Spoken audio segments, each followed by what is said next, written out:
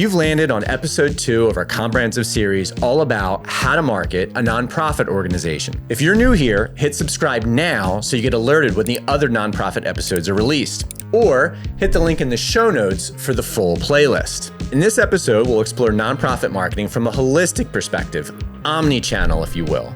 My guest is Mr. Michael Goodrum, Director of Client Services at Community Boost, a San Diego-based agency well-known, well-regarded in the nonprofit marketing world. Google digital marketing services for nonprofits, and they'll be at the top of the list. Community Boost has worked with the likes of Habitat for Humanity, the Cancer Research Institute, the Humane Society, Goodwill, and many other internationally known 501c3s. These guys know what they're doing. Michael has been with Community Boost since the beginning and was actually the agency's first full-time employee. Our OmniChannel overview will explore topics such as split testing, emotional and logical appeals, social media, of course, landing page and donation page CRO, that's conversion rate optimization for the newbies, PPC versus or in conjunction with SEO, how to stretch a budget as a small nonprofit often needs to, tools, fundraising, email marketing, it's all in there, and there's no better resource than my homie, Mikey G from Community Boost. Sound good? If so, do us a solid, hit the like button now so this non-profitable YouTube thing we're doing can gain a little steam, and if we miss anything, please tell us in the comments so we can address that in another episode. We do look at those. And now, settle in for Mr. Michael Goodrum.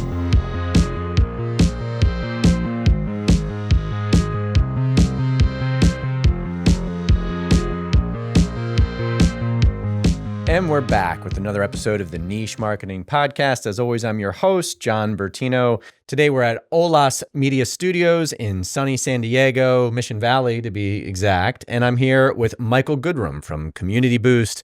Michael, welcome to the show. Delighted to have you. John, it's a pleasure to be here. Thank you so much for having me. Excited 100%. To talk today. Yeah, 100%. And before we get into it, I always like to get a little background on my guests, both personally and or professionally. Sure. So let's start with the former.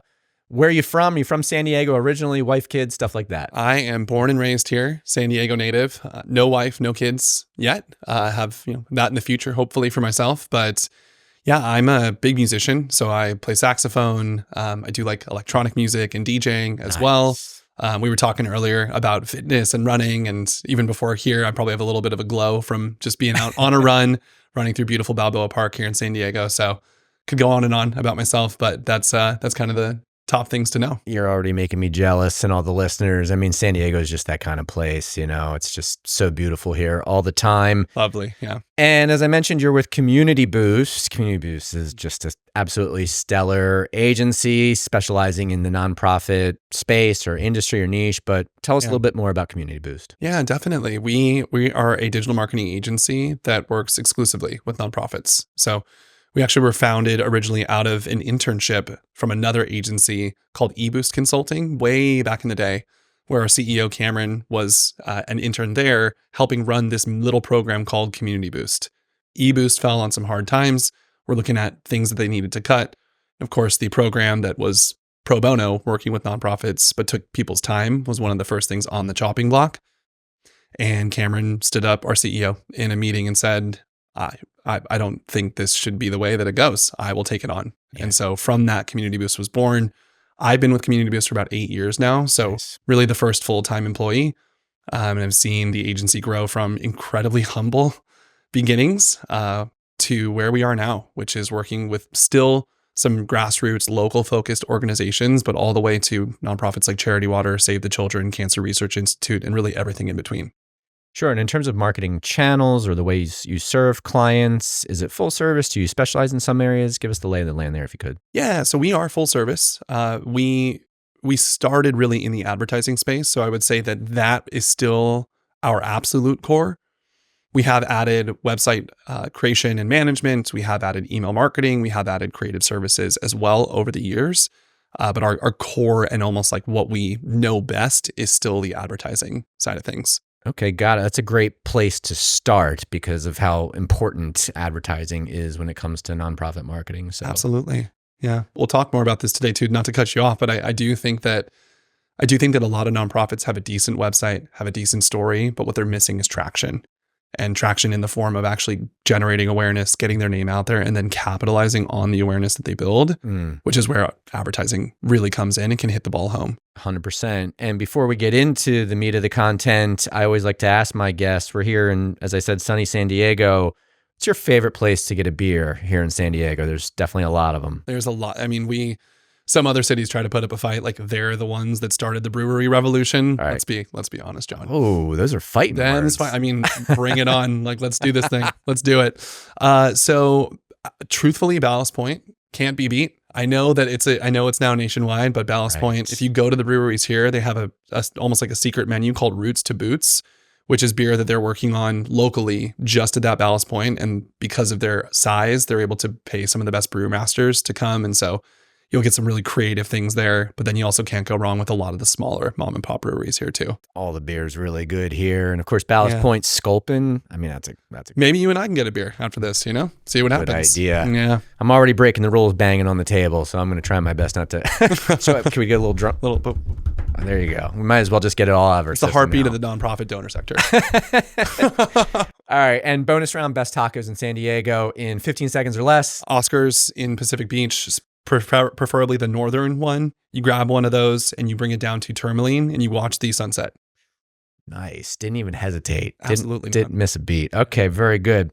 Now that we've gotten that out of the way, let's get into the heart of it, if we shall. Let's do it. All right, so we're here to talk about omni-channel marketing. I mean, this one can be the first, if not one of the first episodes in our nonprofit marketing series. And so we wanted to have you specifically in because of the multifaceted nature of Community Boost and the multifaceted nature of your offerings.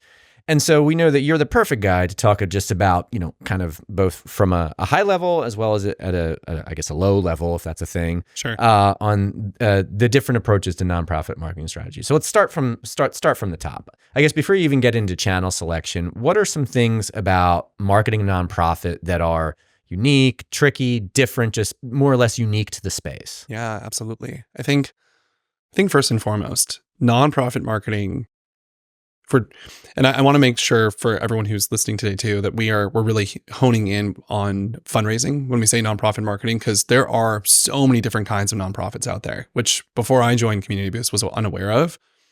There are theaters, museums. Right. There are ones that are really environmental focused that do fundraising, but they also are largely government funded and they focus more on petitions. Mm-hmm. And so there are so many different, even just within the 501c3 space, which is the most classically thought of. There's hospitals, et cetera. So to answer your question, because I know we are here to talk about fundraising today specifically, the main difference between this and other forms of marketing is that there needs to be care for whatever the impact and the problem being solved is from the person making the gift inherently for them to take that action, which I know sounds really obvious, but with every other kind of marketing, I think e-commerce, with how many ads we get served today, can be really top of mind for some people. E-commerce, you see whatever the product is, you think about the value it's going to bring directly to your life in solving some problem you have. Yeah, practical perhaps. Right. Like response to I need that. Practical, or like this incredibly fresh shirt that I'm wearing, saw an ad for this and was like, this will make John like me more. So I bought this shirt. So solves a problem, right? But with nonprofit marketing, it's so inherently important to think about how you're going to be solving someone's problem by ensuring that they care about something first. You have to almost create care in other people for them to feel the level of compassion or emotion needed to give. Or remind them how much they care. Sure. That's absolutely. a fantastic point right out of the jump, right? Because, deep down, all of us care about certain causes. Sure. But we're often too busy. Sure. Right? Or just focus on other things. And to craft the messaging in such a way that you break through that, or again, remind them that this is important to them, in there is not only going to be critical, but easier said than done, right? Definitely. And so perhaps share some tips about how one might go about doing that. Crafting messages and evoking an emotional reaction out of the donor bit. Yeah, absolutely. I think one, both how to, and then also a tip that we can give for some of the listeners here. There are so many different kinds of appeals that exist in the world of marketing. So we're definitely going to talk about nonprofit, but just in the general marketing world as a whole, right? we're all different people. You and I are, everyone watching this is, and what's going to trigger us to take an action is going to be different than potentially someone else. And so when it comes to nonprofit marketing, I think we oftentimes imagine those ads that are maybe a little bit gut wrenching and pulling on the heartstrings, and we call those emotional appeals. Those have a place, and those can be really powerful. But what we've also seen is during key moments of fundraising, like year end, our agency, or even myself, when I was a campaign manager every single day in the weeds, we would be hitting kind of walls with the fundraising messaging we were going with. We were doing maybe exactly what I was saying. Like, I think about this campaign we were running for Souls for Souls, where it was purely focusing on these shoes that these kids didn't have and cracked images of these shoes that these homeless kids in America were wearing. And we kind of hit this trough of giving where it was slowing down. And we're like, we got to try something different, try different imagery. It created a little bit of a bump, but wasn't really working. It's like, let's try completely different messaging. And we leaned into the impact that having a pair of shoes has on children, the likelihood of them going to school increasing drastically when they have a new pair of shoes. And we took it to more of a logical appeal, statistics-based logical appeal. Interesting. So I would say, I know that was a very long answer to your question. We're here for long answers. Yeah, absolutely. Don't worry, we can always shorten this into the 5, 10. Perfect. Whatever. Definitely. But that is the real answer. Like, I think that emotional appeals are really worth trying out when you can find what it is that resonates emotionally with your persona that you're targeting. But then if that isn't working in a certain campaign season, you don't have to stick to it. That's not the only way to make an appeal as a nonprofit or to tell a story. There's also statistics, there's logic, there's all these other ways that you can do. Fantastic. All right, so we got right into the messaging component of things. Let's zoom out a little bit and just talk about an omni-channel approach in general. Okay. So if you're a nonprofit that's very focused on fundraising, what are some of the, let's say, usual suspects when it comes to marketing channels where you're going to perhaps be leaning into more than others? And don't forget, what might be obvious to you might not be so obvious to others that are either just getting going or new to their role or whatever it is. Absolutely. Yeah, and I certainly don't want to dwell on anything that might be obvious to me. I also want to acknowledge, though, I'm drinking my own Kool-Aid of what we do at Community Boost. 100%. Of course, although we have seen it work time and time and time and time again. So worth drinking. And I would say that in general, we want to market where people's attention is at, right? So where are donor eyes at? They're at the same place that most people are. And I mean, John, you were saying earlier that many people care enough to want to give. And so it's finding out like where attention is generally at anyways. So in terms of where, an omni-channel approach and really where to start. So there are multiple categories that are very important. First and foremost is social. So we still to this day see tremendous success on Meta, which we used to, of course, call Facebook and Instagram. But advertising on those platforms, both the power of the targeting, still to this day, very strong when it comes to like creating lookalike audiences, which you can generate from uploading donor lists and then targeting people who Meta helps find via that way. Doing interest targeting, which if you've done work building out a persona, you can plug those things in to make sure your ads are being shown to the right person. And honestly, there are even some campaigns where we've seen just letting Meta make its own choices, like just doing pretty broad match targeting in an account that's been running for a while, do very well. And let me interject right there. Please, absolutely. So you said first things first, social. So, and then you started talking about the paid side, but I'm going to assume you also mean the organic side being... The organic side is really important as well. Definitely. And I'm going to dwell on the first things first part. Okay. Because I think that's key, right? Hey, what's the best omni-channel approach to marketing nonprofit? First things first, social. And I'm going to guess, but please do correct me or refine my assumptions, that it's because of the ability to have visual appeal. We already talked about the need to tell a story. We already talked about the need to create connection. We already talked about how you need to remind these folks that this matters to them and get them to stop in their busy day to actually consider either at least engaging, if not donating. Sure. And social is such a powerful platform for exactly that. So if you could give us a little, peel back a few more layers of that onion, if you could. I feel like you and I are connected mentally right now Simpatico. because that is exactly why. I only bring on guests that agree with everything I have to say. Absolutely. I only come to shows with hosts that are going to agree with everything I say. This is going to work out great, perfect. Michael. This is perfect. You are completely correct. So if there was one thing that a nonprofit had the time and energy to focus on, hopefully they would also be able to invest some dollars into paid advertising on the social side of things. But it is for that exact reason. It's both the imagery that you get to have, it's the amount of space that people actually get to read when it comes to the copy that you want to write. And then specifically with pretty much every social platform, there is one thing happening on your feed at a time, whether you're on desktop or you're on mobile. You think about TikTok, you think about Meta, you have the full attention on the screen on one piece of content. Even if it's just for a millisecond. You've got the full screen. It's just you versus banner ads versus even YouTube, right? Like you do have the main video. If it's not full screen though, you've got all the videos on the side. You've got comments. There's other things going on. There's nothing else really like it when it comes to fundraising. Yeah, and just in general, when it comes to social media marketing across any niche, the key is to break through the noise with some type of emotive or emotional appeal. And so nonprofit marketing lends itself to that. Okay. So we're up and running. We're doing some organic social. We're starting to run some ads. What else? Yeah, definitely. And hope we do circle back at some point to talking about kind of the distinction between the two of those. For sure. But on the road of like painting the whole picture of the omni-channel approach, search is still very important. There are, as you said, there are people out there that do care. And if you are not out there from either an SEO or a paid search, or I mean, if you're a nonprofit listening to this, I hope you've heard of the Google Ad Grant.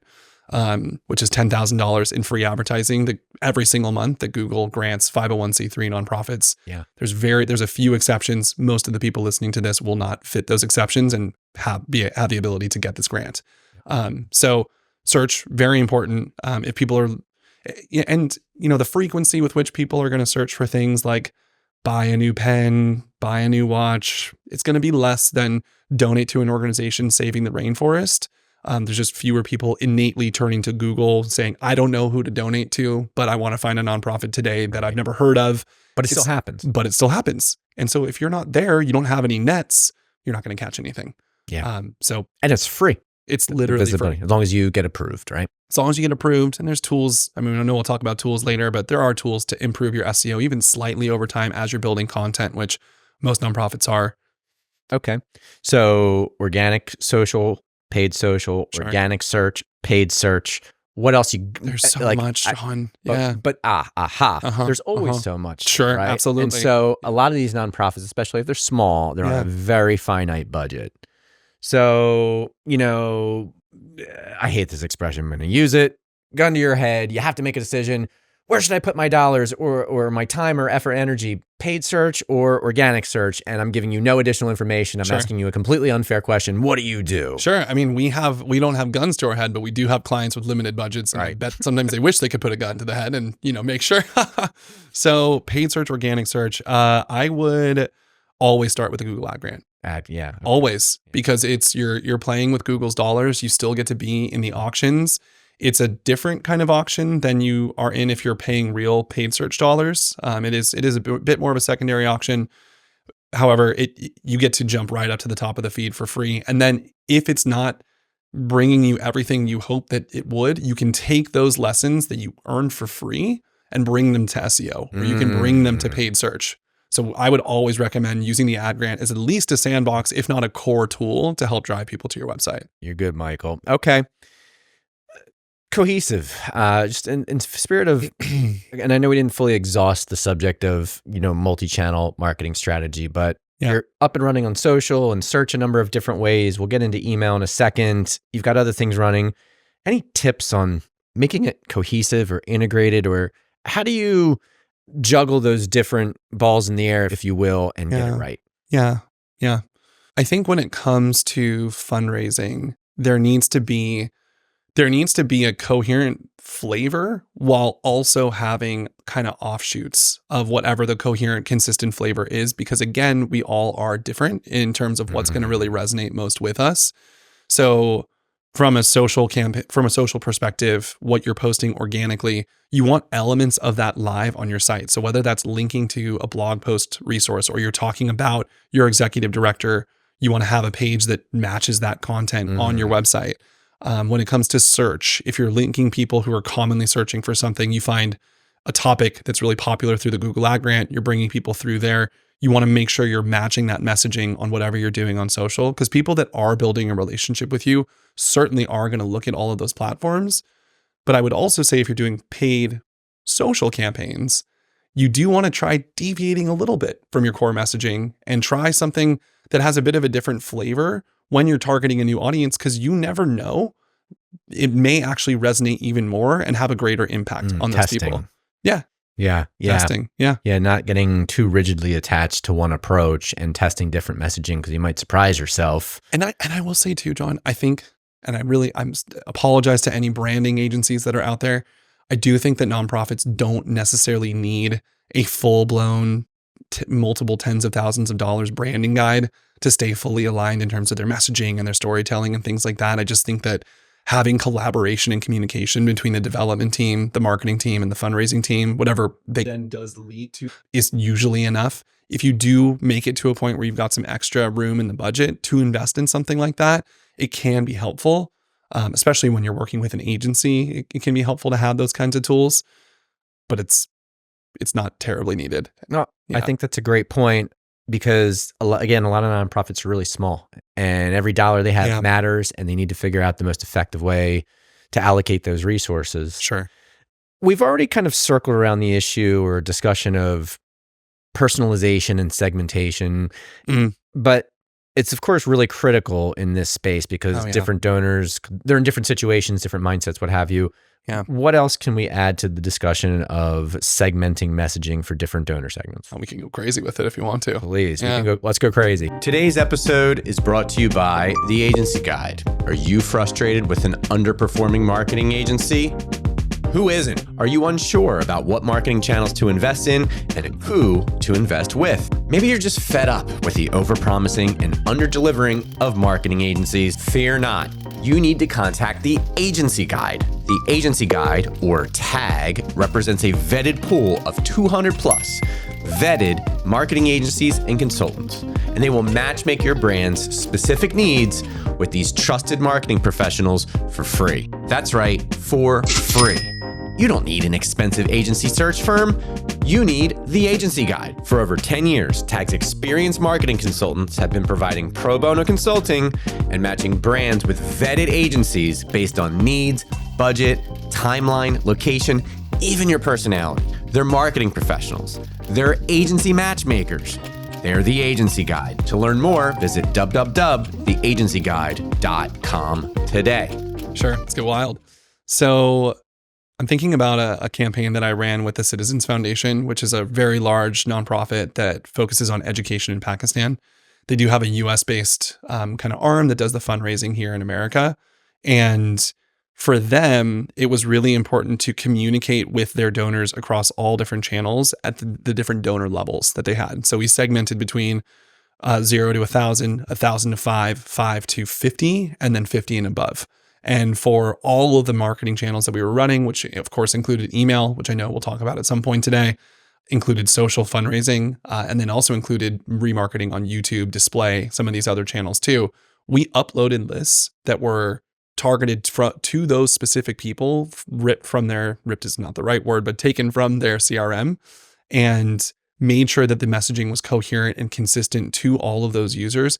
We also were able to take it a step further and make sure that the landing pages we were taking those people to from those ad campaigns all matched specifically how we were speaking to those different segments in the ads or in the emails, which was as clean of a kind of like targeting and segmentation funnel that you can create. There is a number of different tips and tricks and ways to achieve showing a different experience on a website as well, depending on like links or certain sources that people come from. So thinking through all of that can really increase conversion rates of donors. What else as it relates to the website? You foreshadowed a couple different tricks on things you can do with web. Let's pull a few more out of you. Yeah, certainly. So there are tools out there that let you A/B test web pages that also will allow you to show a different version of a web page based on a UTM parameter that a user is coming through. So we use a landing page builder called Unbounce that allows you to do that. Google actually just sunsetted. It's really unfortunate. They sunsetted Google Optimize, which was a really, really cool free tool. Still don't fully understand the method behind that madness there. And then one of my personal favorite fundraising platforms called Fundraise Up allows you to create incredibly effective, AI-driven, really beautiful, but also incredibly easy to set up modals for collecting donations that you can easily plug into whatever version of a landing page you are using to target certain segments of donors.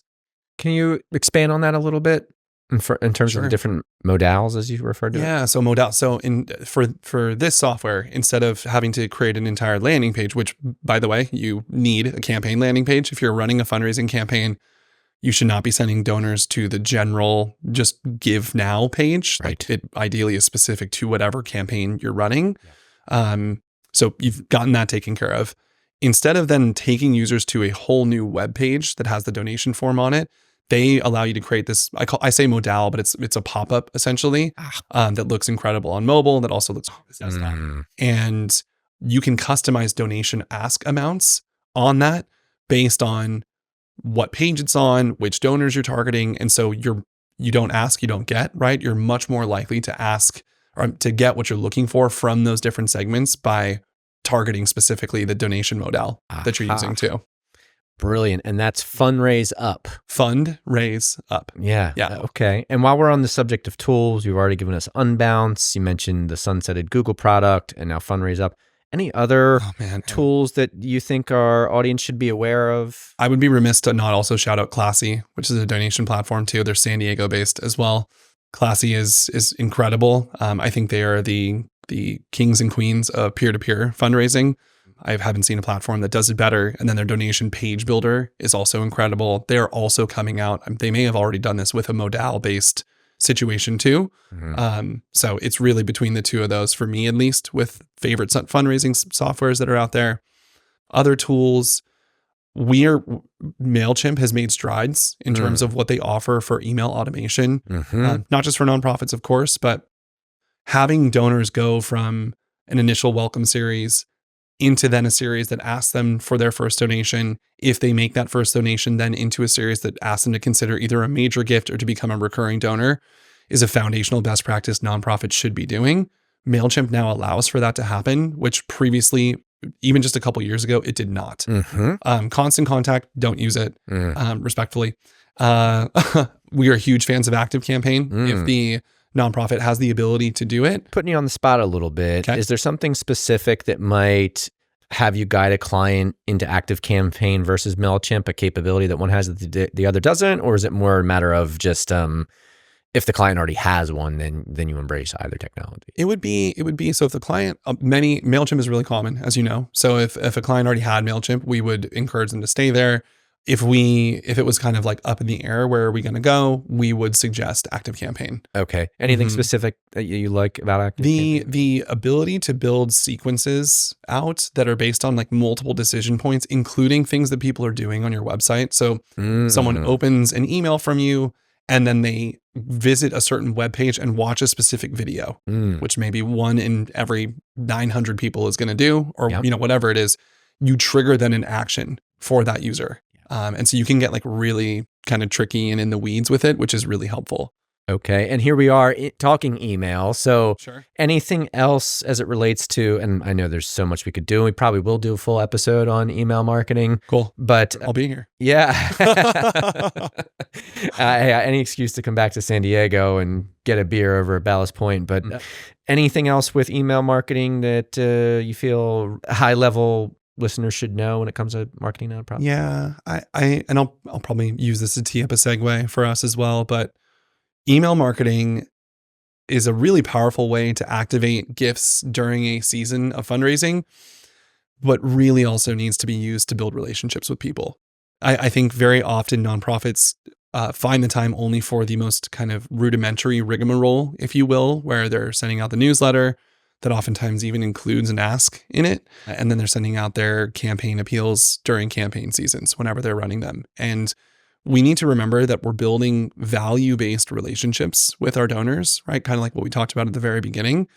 And from that perspective, email marketing needs to be a constant way of communicating in a multitude of ways with your donors to create excitement, to share what you're up to as an organization, to get to know individual people who work at your organization, to get to know the people or the environments that your nonprofit is impacting. Because then when you do need to send those critical fundraising emails, people are, and I hate to use this word, but I've been in the game for too long, and this is just how marketers talk. They're trained. People become trained to open your emails or trained not to open your emails. Mm-hmm. And if we're sending only asks, it's kind of like having a friend who every time he calls you, he's just asking for you to come give him a ride or you to come watch his dog. And there's no reciprocal value in your relationship with that person.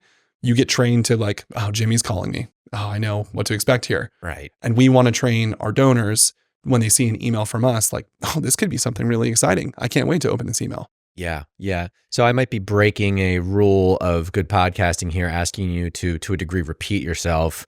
But I think you started to go rattle off a really compelling list of like, what the heck should I be emailing about? So if you could reiterate and also expand upon that. So the one that jumped out was, hey, get to know the people that work here. Sure. I'm sure you can always tell more stories, kind of give use cases of people or like, stories about how donations helped benefit certain particular, recipients. Sure. But what else? I mean, so the list could be almost infinite in terms of what specific emails you could send, and we can definitely do some more examples. Yeah. I think the way to really sum it up is to make sure that 6 out of 7 emails that you send outside of a normal fundraising season are not asking for anything. Mm-hmm. Your whole goal is to drive excitement, to drive connection, to drive even what's the right word for it, where someone feels like pride, right? Yeah. It's like, you support us. Here's like what you're continuing to do. Thank you. Yes. And just a thank you email out of the blue outside of a fundraising season because you accomplished something with the funds that your donors have given. All of those can be incredibly effective. So I think coming from that perspective of how could we build more trust, which oftentimes sharing more about the people that work at the organization can help build that trust. How can we build more excitement, which is sharing stories of impact, which is sharing like up and coming projects. Impact. That's the word I was looking for. It's a good word. It's a big word in the space. Definitely. Yeah. And then how can we build more pride in the people that give to us and support us? And that's through gratitude and acknowledgement. And I don't mean to shy away from giving specific examples, but it really is tailored more to the individual nonprofit, like an organization we've worked with Greenpeace, we work with the Rainforest Foundation. How they would do it is different with the Cancer Research Institute. Yeah. Right? Like the types of content that would make sense for them to share. All right. And I'm going to belabor the point because I think, again, it kind of comes back to how much resources do we have? Mm. And, hey, we should provide value. Okay, got it. How do I provide value? And then you've got people overlooking the email marketing team, whether they're in-house or outsourced, kind of going, is this a good use of time? Is this worth blowing somebody's email inbox up for? And so it's like, Sure. cost benefit analysis. Sure. So if you could think of specific examples from either of those clients or any others where, you were pushed to find ways to provide value other than sharing stories about the staff or other than thanking them, What else have you done? So when it comes to, just to make sure I'm hearing your question correctly. So how do we, in essence, have our emails be return driving? Yep. In addition to providing value? Yes. Yes. So this is automatically breaking the rule that I just shared with you. But I would say that if that is the case and you find yourself in a circumstance where to justify doing email, there needs to be some potential for donations to come in, that leading with a whole smorgasbord, to use a fun word here, of those different things. Meet someone at our organization. Here's a story of impact. By the way, we want to thank you so much. Also, here's an upcoming thing that we're focusing on that if you feel compelled to, you could support us with. That's the only way. If you're going to have every single email that you send out include an ask, at least include some form of other thing in there. But I will say too, that, and I don't have the percentage statistic on me and it varies per client, but we talked about the Cancer Research Institute a little bit. I'll probably talk about them more today.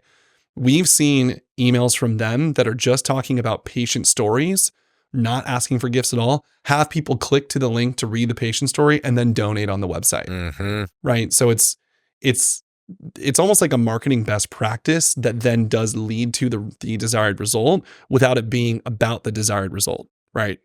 Okay, that's brilliant.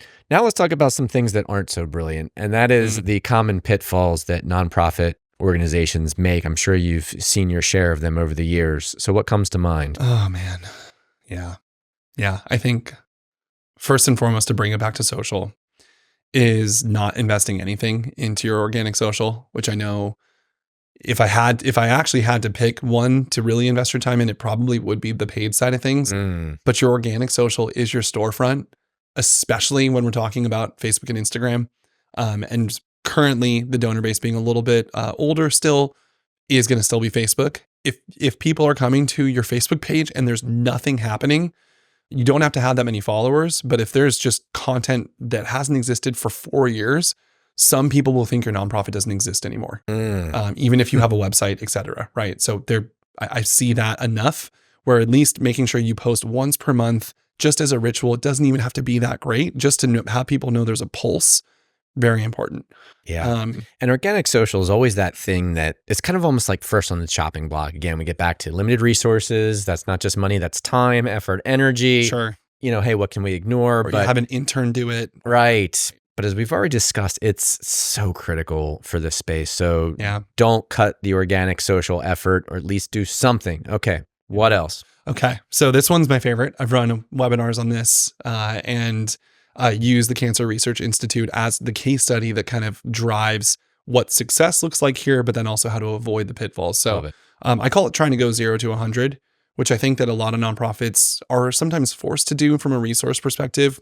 What I mean by that is they will hit a fundraising season. The one that's most applicable to most nonprofits is year end. So the November to Giving Tuesday to then December fundraising period, there's just more giving because of the season. There's a tax deadline. There's so many reasons to give.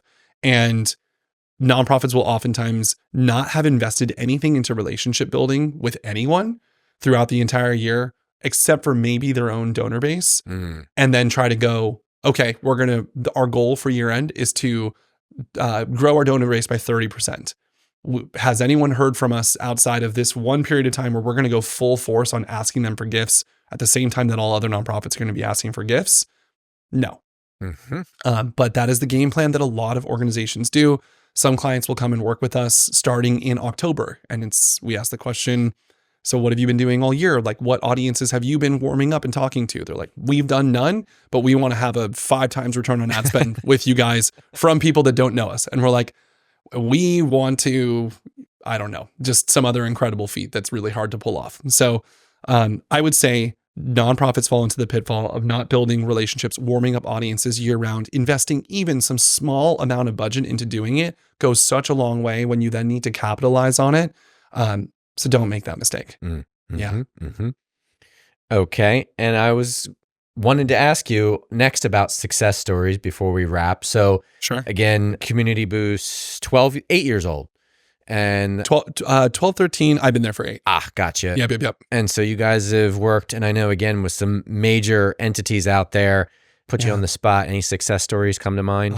It's some of it's what keeps me going. I think about during COVID, there were multiple nonprofits that almost had to shut their doors forever, but some of the work that we did together helped them remain open. I think about the Tenement Museum, which is a really prominent museum in New York, in Manhattan.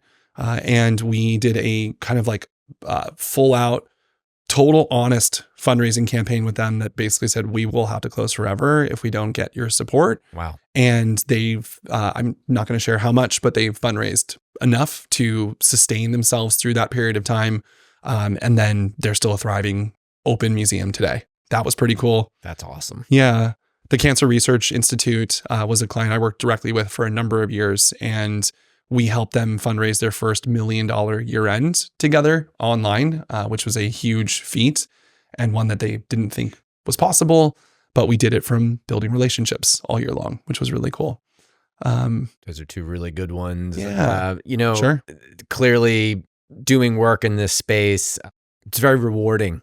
One of the reasons that we wanted to tackle it and do more work ourselves, that is the agency guide and helping brands find the right agencies in the nonprofit world.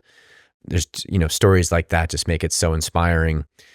That's fantastic, Michael. You were a wealth of information. We really appreciate it. If folks want to get in touch with you and or Community Boost, give us a few social handles or best ways to do that. Yeah, definitely. I'm always excited to connect with new people on LinkedIn. So you can find me at Michael Goodrum. I've got the original Michael Goodrum, so you can find me there.